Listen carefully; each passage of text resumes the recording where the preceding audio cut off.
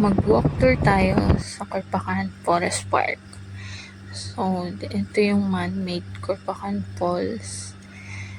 And, ilang taon na itong open sa public. Kakabalik ko lang ulit dito, mga 2 years ago siguro. Wala na, huli ako nagpunta rito. Nagulat ako sa development niya. Meron na siyang forest park. Ang ganda ng mga mangroves niya. May mga ibon talaga, maririnig mo talaga yung mga ibon. So, feeling mo nasa forest ka talaga. Pero, roadside siya.